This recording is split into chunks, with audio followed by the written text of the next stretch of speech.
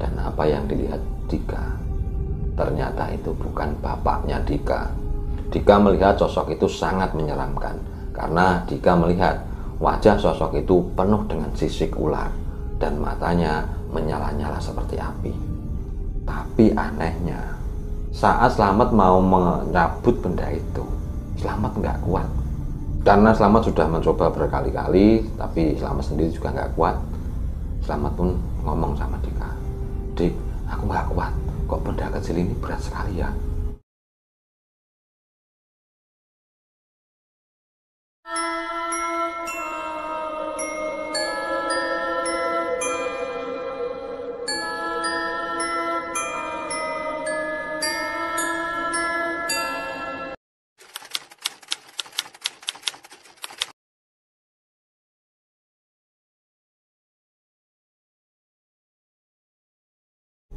Singkat cerita, benda itu dibawa Dika sampai sekitar 2 bulan. Tapi memang benda itu tidak dibawa kemana-mana, enggak. Benda itu disimpan di bawah tempat tidurnya Dika. Tapi akhir-akhir ini teman-temannya Dika ini merasa ada yang aneh dengan Dika. Karena teman-temannya ini melihat Dika setiap selesai ngomong, dia langsung menjulur-julurkan lidahnya. Terus Dika ini sering bertingkah laku seperti meliak-liuk seperti ular. Nah, saat itu memang semua teman-temannya Dika mulai menjauhinya karena mereka merasa Dika ini aneh. Karena teman-temannya mulai menjauhi Dika, Dika pun ngomong sama ibunya saat itu, "Bu, kok aku sekarang dijauhi ya sama teman-temanku? Emang kenapa?" Ibunya sendiri juga tahu, kok anaknya setiap selesai ngomong, dia langsung menjulur-julurkan lidahnya. Terus tingkah lakunya setiap harinya itu sudah mulai berubah. Saat itu ibunya Dika pun gantian tanya, "Lah emang kamu kenapa setelah selesai ngomong kok lidah kamu julur-julurkan? Terus kepala kamu sering kamu liak-liukkan, itu ngapain?" Dan Dika menjawab, "Ya nggak tahu Bu, perasaan kalau aku melakukan seperti itu aku merasa senang, aku merasa biasa-biasa saja." Dan ibunya pun memberi nasihat kepada Dika kalau perilaku seperti itu tidak baik, karena membuat teman-temannya menjadi risih atau menjadi takut kepada Dika. Tapi saat Dika dinasihati ibunya, Dika ini langsung emosi. Dia langsung marah kepada ibunya. Dan saat itu Dika langsung masuk ke kamarnya dan membanting pintu kamarnya terus dikunci.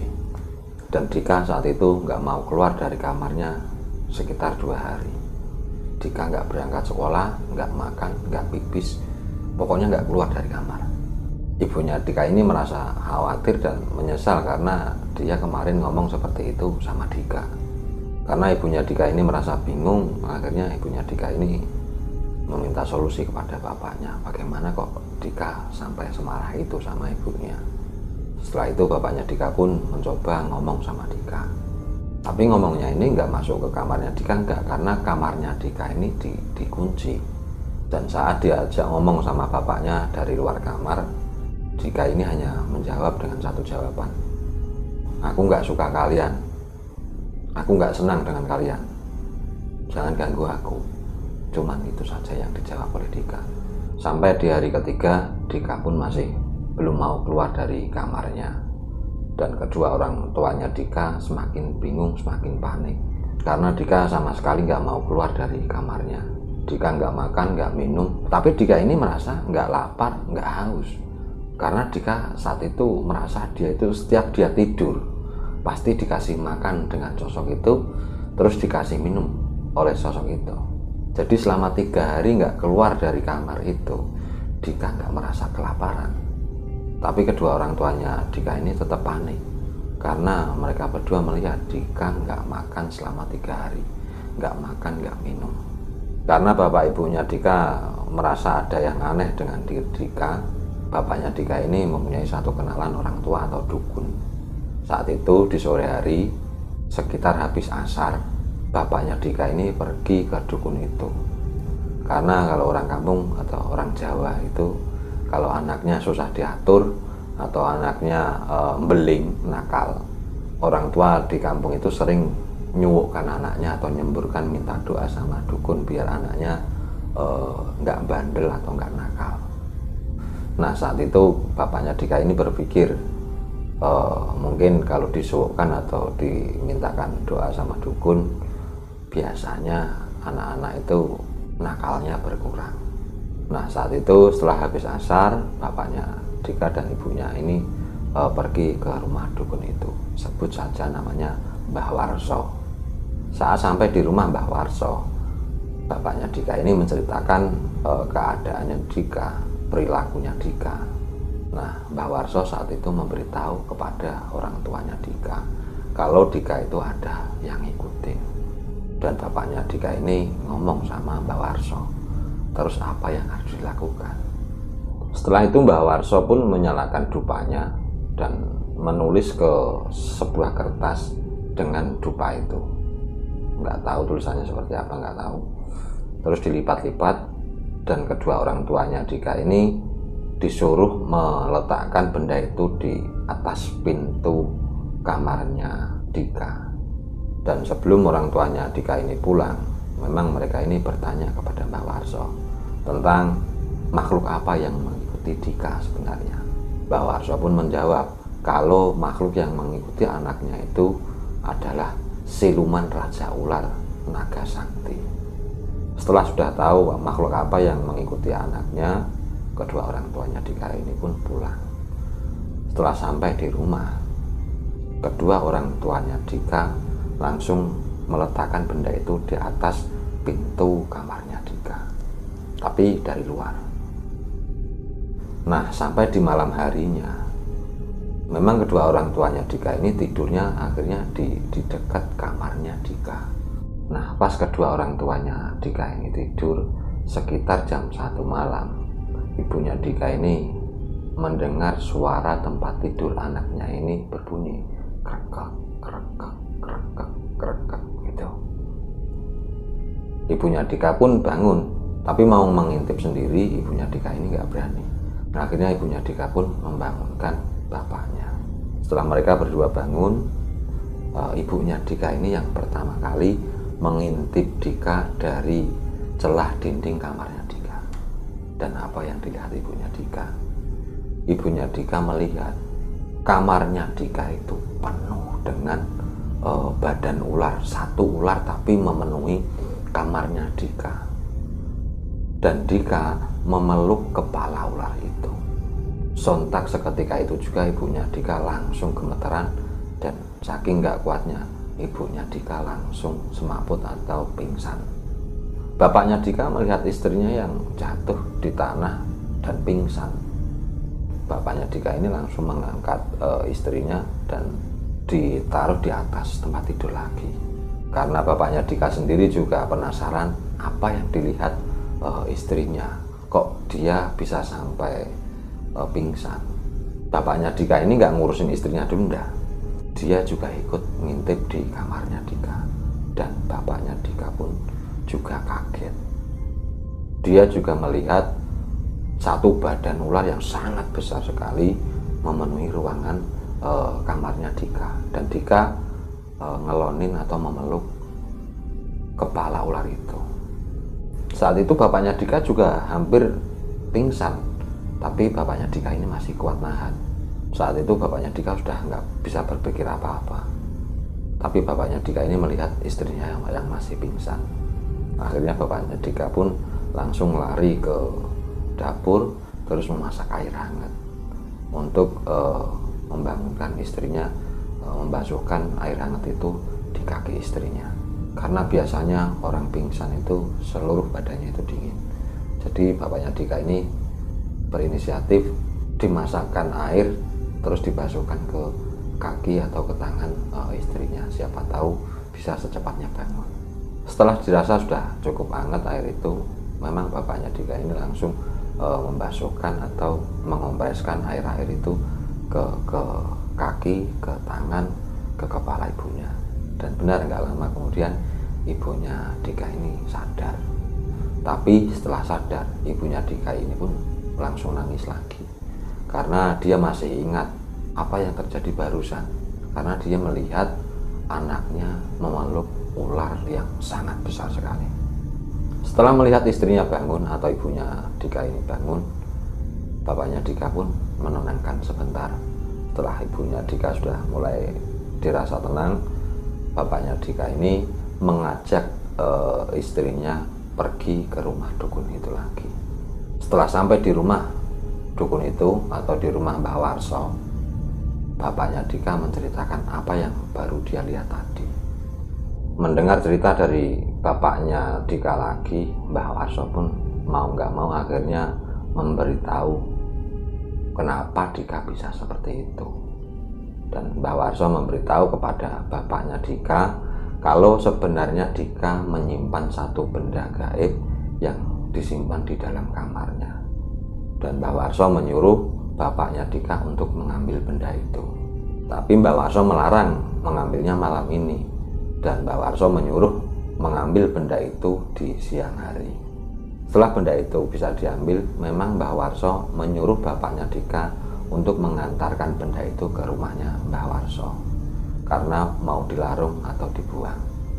Setelah mendapat penjelasan dari Mbah Warso, akhirnya kedua orang tuanya Dika pun pulang. Walaupun sebenarnya kalau di dalam rumah takut, tapi kedua orang tuanya Dika ini lebih takut kalau terjadi apa-apa dengan anaknya. Setelah sampai di rumah, belum sampai duduk kedua orang tuanya Dika ini, tiba-tiba kedua orang tuanya Dika ini mendengar lagi suara yang sama, krekek, krekek, krekek. Tapi tidak di kamarnya Dika. Mereka mendengarnya di atas gendengnya rumahnya Dika. Karena mendengar suara yang aneh lagi, ibunya Dika pun mengajak bapaknya Dika untuk keluar dan melihat apa yang berada di atas gendeng rumahnya. Setelah sampai di luar, apa yang dilihat oleh kedua orang tuanya Dika? Dia melihat ular yang sangat besar melungker atau melingkar di atas rumahnya Dika. Seketika melihat ular yang sangat besar itu, mereka berdua, orang tuanya Dika ini langsung pingsan di tempat. Sampai sadar-sadarnya di pagi hari. Saat itu bapaknya Dika ini bangun dan dia sadar kalau dia sudah berada di dalam rumah. Saat dia membuka mata, dia melihat tetangganya sudah berada di dalam rumahnya, sudah banyak orang. Setelah bapaknya Dika ini sadar, tetangganya ini tanya sama bapaknya Dika, kenapa kok bisa pingsan di depan rumah? Akhirnya bapaknya Dika pun menceritakan apa yang dia lihat tadi malam dan apa yang terjadi kepada Dika. Setelah mendengar cerita dari bapaknya Dika, tetangganya bapaknya Dika ini udah nggak sabar, nggak serontok. Akhirnya mereka, tetangganya bapaknya Dika ini memutuskan untuk mendobrak kamarnya Dika. Setelah kamarnya Dika berhasil didobrak, memang bapaknya Dika ini juga langsung masuk mencari benda itu, dan benar ketemu. Benda itu berada di bawah tempat tidurnya Dika. Saat diambil benda itu, Dika seketika itu juga langsung kesurupan. Wajahnya, tingkah lakunya bukan seperti anak-anak lagi. Karena ibunya Dika melihat benda itu, dan bendanya sangat aneh, karena ibunya Dika juga melihat bendanya sangat kecil sekali.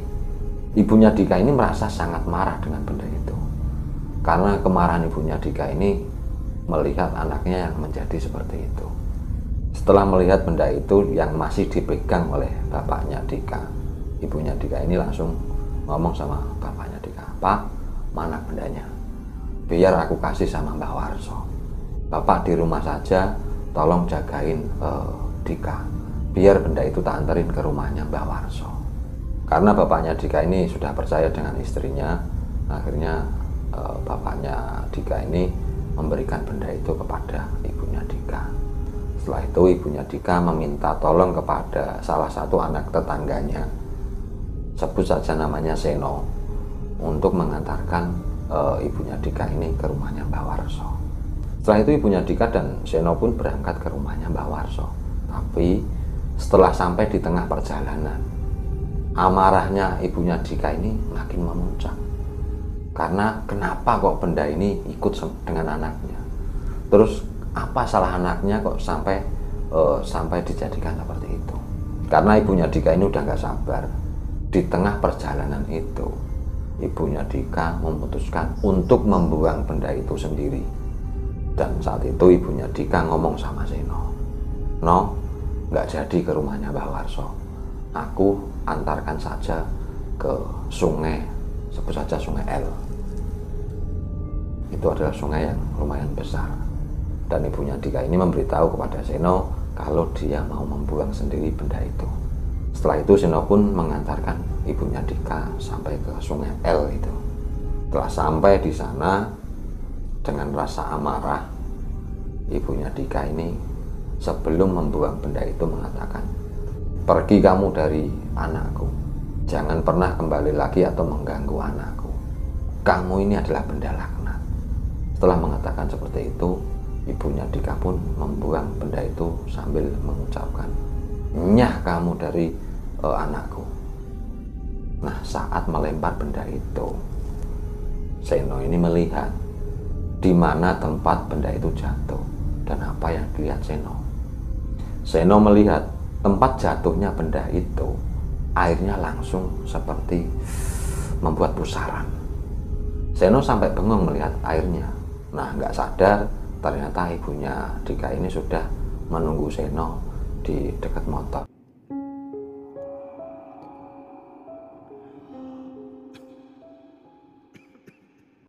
Karena Seno tadi melihat ibunya Dika membuang benda itu, Seno melihatnya dari atas jembatan. Nah, saat itu saking bingungnya Seno, kok bisa benda itu dibuang langsung membuat pusaran air. Seno ini sampai bengong.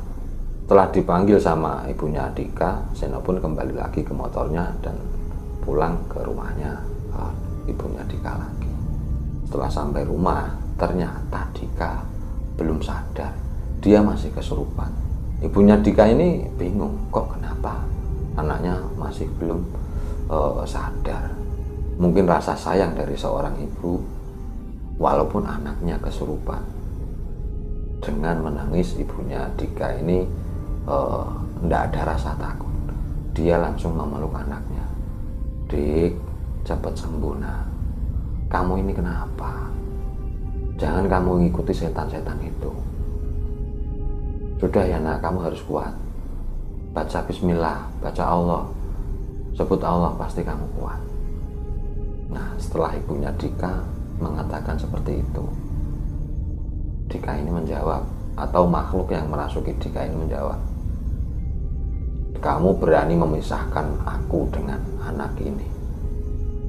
Sekarang juga kamu harus mati." Setelah mengatakan seperti itu, Dika ini langsung meludahi wajah ibunya. Walaupun diludahi Dika, ibunya masih tetap memeluk Dika. Tapi setelah diludahi Dika ini, ibunya Dika merasa bekas air liur yang berada di mukanya ibunya Dika ini terasa sangat panas.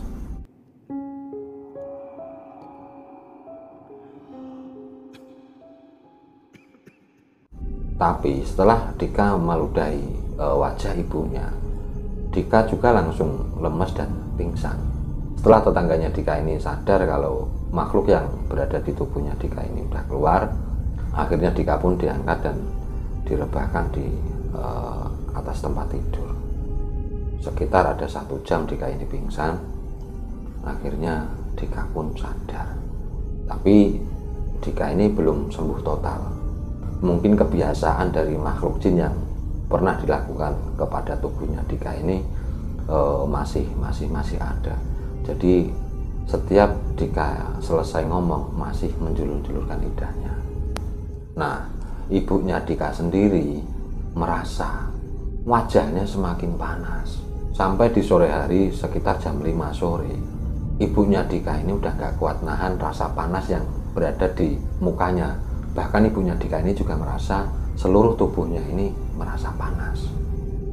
Karena bapaknya Dika khawatir, akhirnya bapaknya Dika pun membawa istrinya ke rumah sakit. Tapi sebelum sampai di rumah sakit, di tengah perjalanan, ibunya Dika sudah meninggal. Akhirnya ibunya Dika pun nggak jadi dibawa ke rumah sakit dan dibawa pulang lagi ke rumahnya. karena bapaknya Dika kok malah istrinya sampai meninggal. Bapaknya Dika ini merasa sangat marah kepada Mbah Warso. Jadi setelah bapaknya Dika ini sampai di rumah, bapaknya Dika ini menyuruh tetangganya ini untuk mengurus jenazah istrinya. Dan bapaknya Dika ini langsung pergi ke rumahnya Mbah Warso karena dia sangat marah kepada Mbah Warso. Kenapa kok istrinya bisa sampai meninggal? Saat sampai di rumahnya Mbah Warso, bapaknya Dika ini langsung marah dan mengatakan, "Mbah, kenapa kok istri saya malah meninggal? Loh, bagaimana sih mbahnya membuang benda itu atau menglarung benda itu?" Saat ditanya bapaknya Dika seperti itu, Mbah Warso pelenggang-pelenggong, bingung dia. Maksudnya gimana? Karena Mbah Warso sendiri juga nggak merasa istrinya mengantarkan benda itu. Dan Mbah Warso memberi penjelasan kepada bapaknya Dika kalau benda itu belum ada yang mengantarkan ke rumahnya Mbah Warso.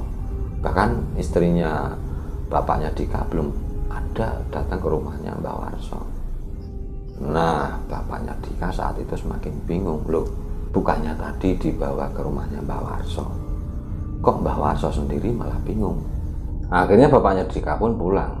Tapi sebelum bapaknya Dika ini pulang, memang dia meminta maaf kepada Mbah Warso karena tadi dia sudah salah paham dengan Mbah Warso. Nah, setelah sampai rumah, bapaknya Dika ini ingat tadi yang mengantarkan kan Seno. Pasti Seno tahu kemana tadi dia mengantarkan istrinya pergi. Setelah itu bapaknya Dika pun menemui Seno dan tanya kepada Seno, kemana tadi mengantarkan ibunya Dika pergi.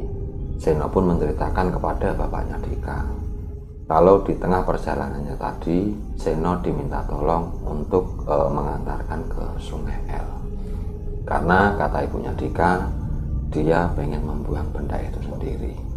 Setelah mendengar cerita dari Seno, saat itu bapaknya Dika merasa sangat menyesal sekali. Karena bapaknya Dika ini berpikir, kenapa kok tadi dia percaya dengan istrinya. Tapi mau gimana lagi, semua sudah terjadi. Dan saat itu bapaknya Dika hanya bisa berpasrah. Dan Dika sendiri saat itu juga sangat menyesal karena dialah yang mengambil benda itu.